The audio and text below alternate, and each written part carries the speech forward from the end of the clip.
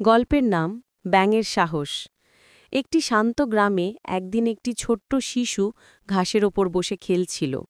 পাশে ছিল তার প্রিয় বন্ধু, একটি সবুজ ছোট ব্যাঙ। ব্যাঙটি এদিক ওদিক লাফাচ্ছিল আর শিশুটি হাসছিল। হঠাৎ ঘাসের আড়াল ভেদ করে একটি বিষধর সাপ বেরিয়ে এলো।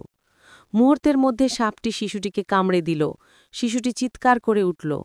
ব্যাঙটি ভয় পেলেও পিছিয়ে গেল না। সে ঝাঁপিয়ে সাপের সামনে দাঁড়িয়ে গেল, নিজের ক্ষুদ্র শরীর নিয়ে যেন এক যোদ্ধা। ব্যাঙটি সাপের মাথায় জোরে লাথি মারল। সাপটি পিছিয়ে পড়ল, ফোঁস করতে করতে পালিয়ে গেল। ব্যাঙটি দ্রুত শিশুটির কাছে গিয়ে তাকে ছুঁয়ে দেখল, যেন বুঝতে চাইছে, তুই ঠিক আছিস তো?